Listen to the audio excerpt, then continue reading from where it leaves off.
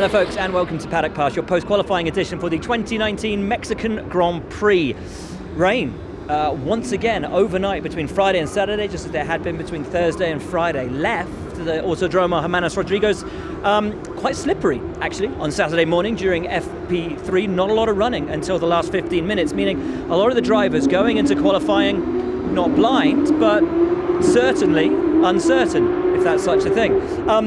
It gave us a really exciting qualifying session and an unexpected pole sitter, although perhaps a slightly controversial one as well. We'll get to that in a minute, because first we had to get through Q1. It is the usual suspects out and on the pile, unfortunately. Williams, P20, P19, Kubica and George Russell. George Russell 17-0 in the qualifying stakes.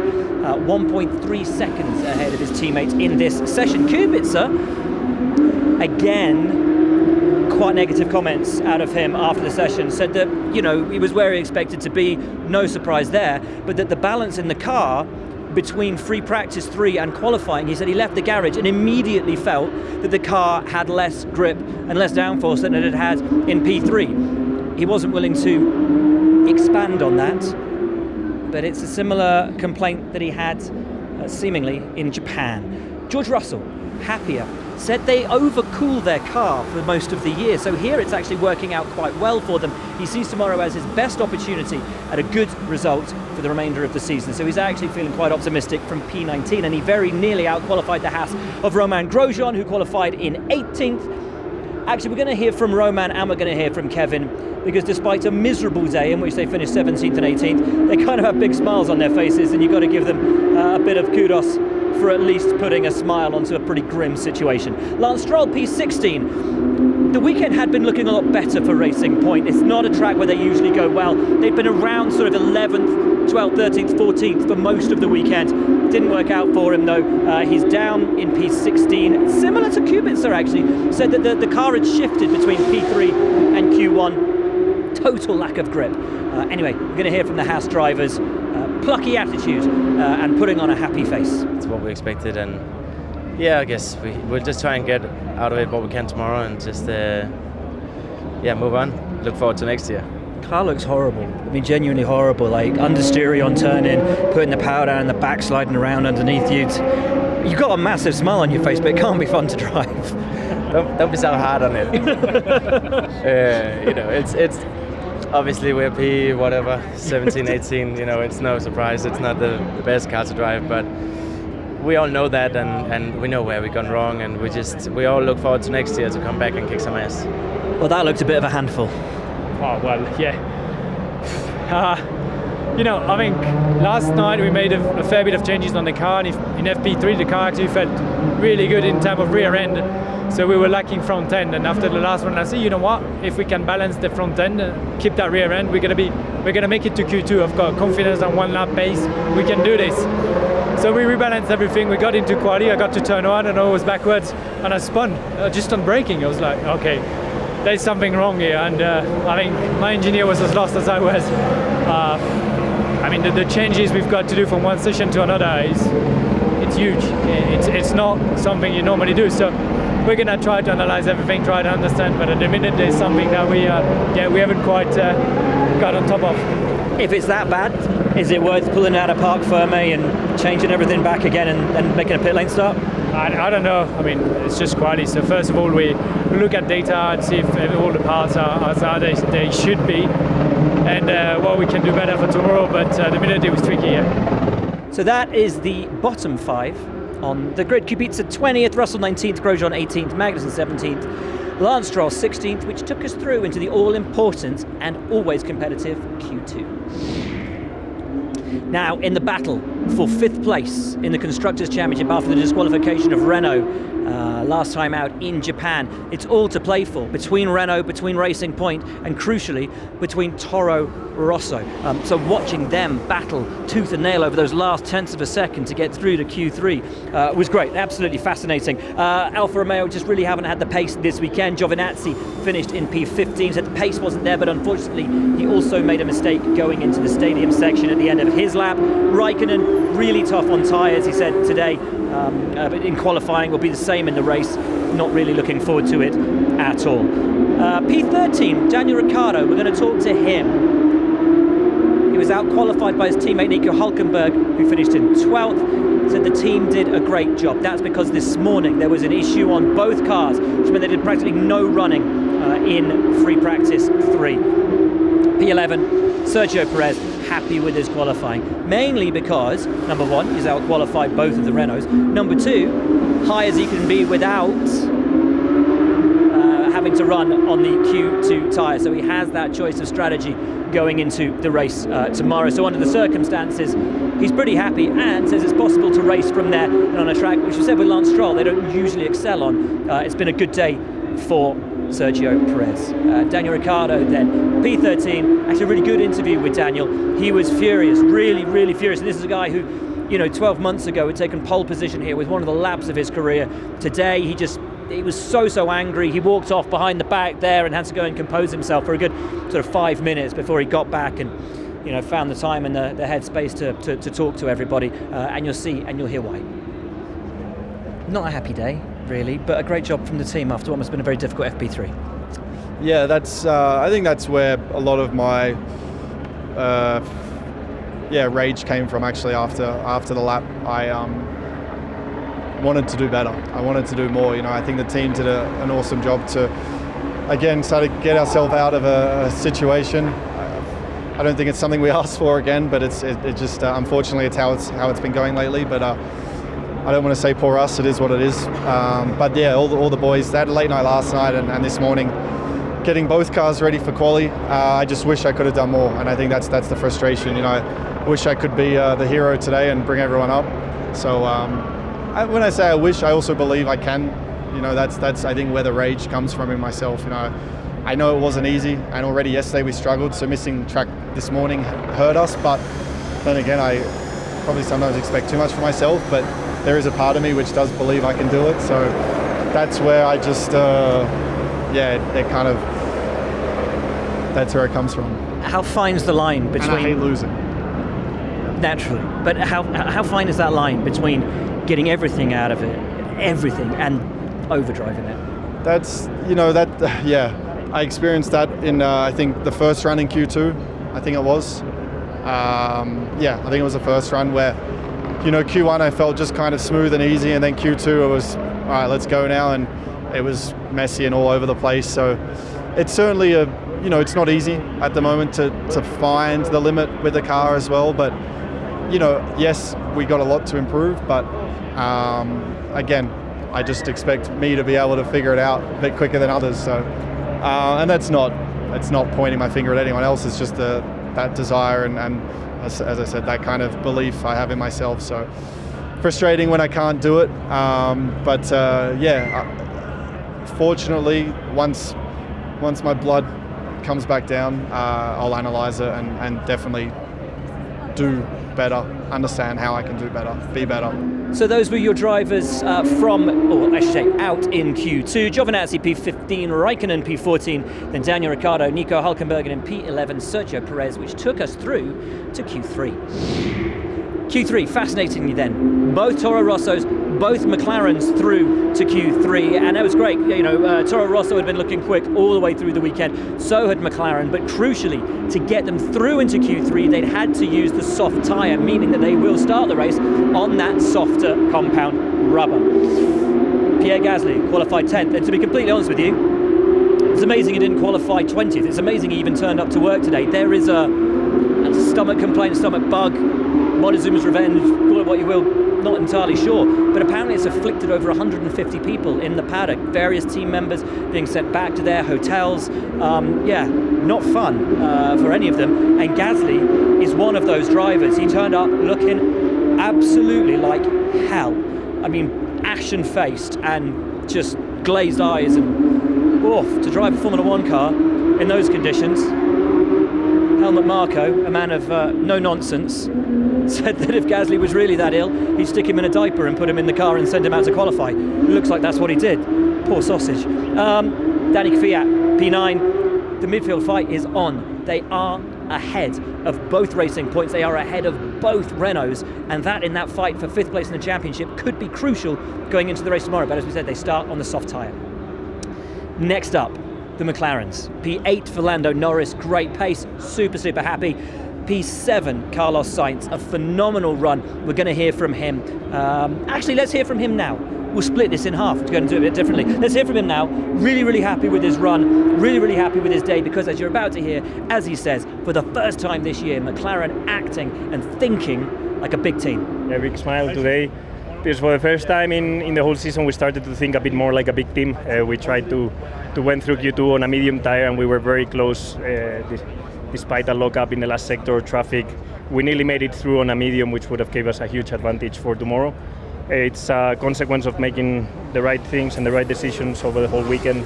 I've been feeling at home with the car, and we've been dominating the midfield again.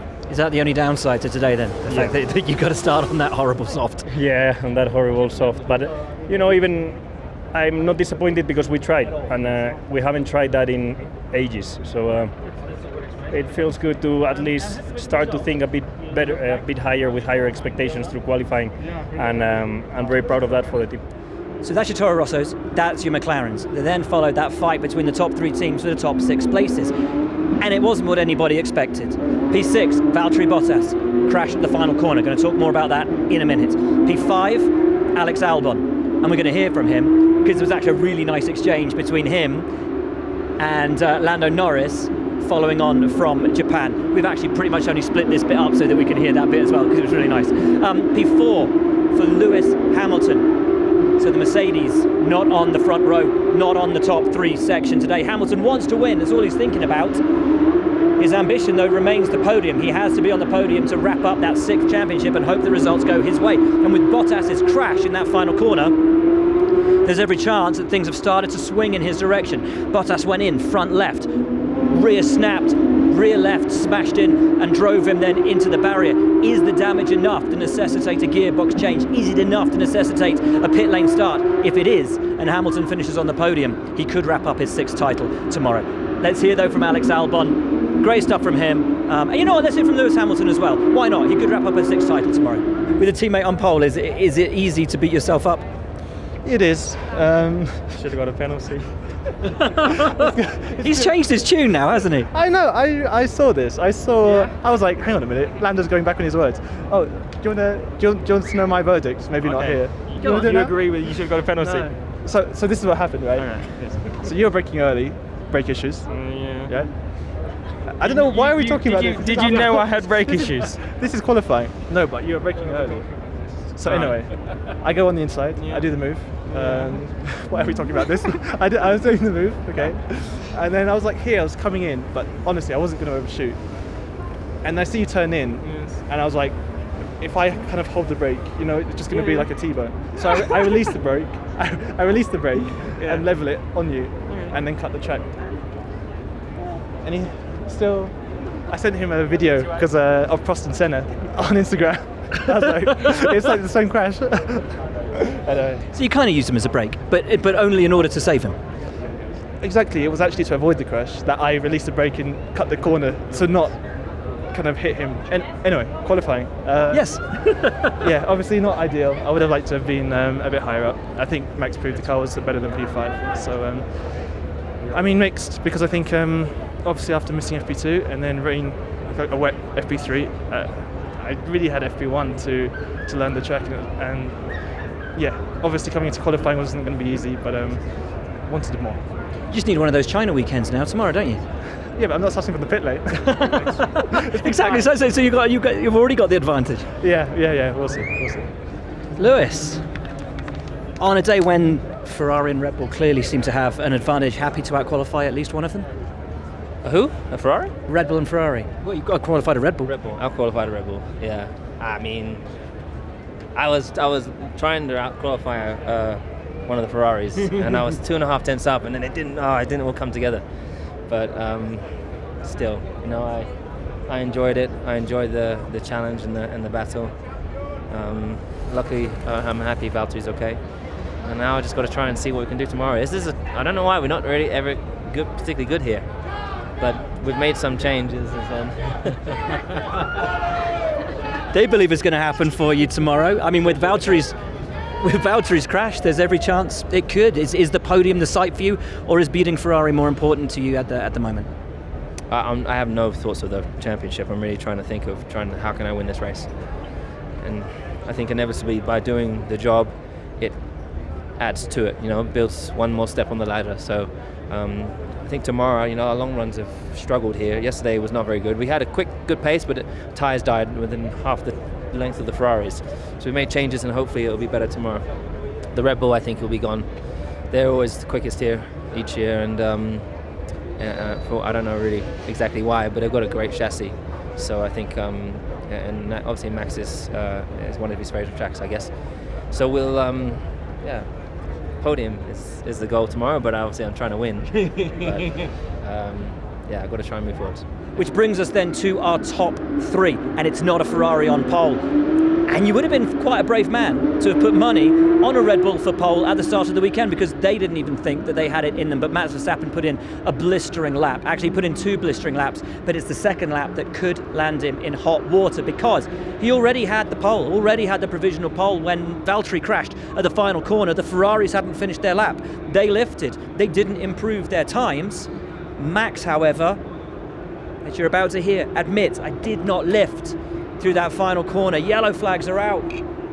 Didn't need to do it. So the question marks are there. Will he be investigated? Will he be found guilty? Was there any need? And particularly at a time of such heightened considerations over safety, when you see a crashed car, when you see the yellow flag, you have to lift. So unnecessary. Max Verstappen was incredible today. But whether he stays on the pole position that he did up until that moment, so richly deserved, remains in the balance. Disappointing then not to get pole, but obviously the crash at the end, is that what took it away from you? Do you think you had it in you? No, we can't blame Valtteri. I don't think he volunteered to crash. So it's part of the game. You talk about the game. Rules, what your drivers understand you should or shouldn't do, particularly in a qualifying situation. If you see a crashed car, is that an automatic lift? Is it clear? Well, I mean, there's double yellow. There's people jumping on the track to help Valtteri and see if he's okay, and that has priority. So I think it's pretty clear. And for the race tomorrow? Maximum attack. What else? Front row. Yes, front row for the 6th time in a row, I think. So it's good, but let's see tomorrow. I hope we keep the 2nd place, and I hope we can take advantage of the slipstream. There is a question mark, obviously, over whether you keep 2nd place or possibly 1st place for tomorrow with what happened through that final corner. What do you understand the rules to be when you see a car in a barrier at that point on track during a qualifying session? Well, I mean, if there's a yellow flag, I think it's clear for every driver that you need to slow down. Then I don't know, I haven't seen this particular situation, but normally it's like this. With the car underneath you, even starting where you are, do you think you've got the capability to beat Max on pure pace in the race tomorrow? On pure pace, I think it's going to be tricky. We are doing some good step towards better race pace, but I don't think it's enough, at least here, to match the Red Bull pace. So we might be struggling a little bit, but if we take advantage at the start, I think everything is possible. Max, what an incredible run. What is it about this place that just lights you up? Car's working well. I enjoy driving here, of course, but everything, of course, needs to be working well together to get a good performance. And it did work perfectly for you today. The question, though, that I know you've been asked already, did you see the yellow flag coming through the final corner onto the front straight after Valtteri had crashed? I saw the car, so, yeah. Did you lift when you went through the area? No. Okay, cool. Regardless, you already had the pole before that. Was it a surprise to you that even on that first lap, you had to measure everyone? As always, you never really know what's going on if they still have a bit more margin with the engines or whatever. Of course, we have as well, but you don't know how big it's going to be, or maybe they didn't have a great Q2. So, of course, it was pleasant to see that we were P1, and we also managed to improve in the second run, so it just showed that we had a really good car. So that's it, that's your lot from Paddock Pass, and as always, we don't yet know whether the guy on pole will be on pole come Sunday morning. If the stewards do look into it, no doubt it will be a late night discovering that one. All we can do is give you the positions as they finished on track at the end of the session. Thanks for following along. Can't wait for the race tomorrow, whether Verstappen starts from pole or from behind. As the Ferrari drivers you've just heard, he's got the fastest car and he's got the bit between his teeth, and my word, does he love this racetrack. Lewis Hamilton will be gunning not just for the win, more importantly for the podium. Will Valtteri start from the pit lane, or can they salvage the car to start him from P6? And then there's the mid-fight too. Midfield fight. Renault, Racing Point, Toro Rosso, all bunched together in that bottom of the P10, the bottom of the top 10, and around that. It's going to be great. Really looking forward to it. Join us for the Mexican Grand Prix, Twitter Live afterwards as well. And obviously Paddock Pass followed too. But that's your lot for now from here in Mexico City.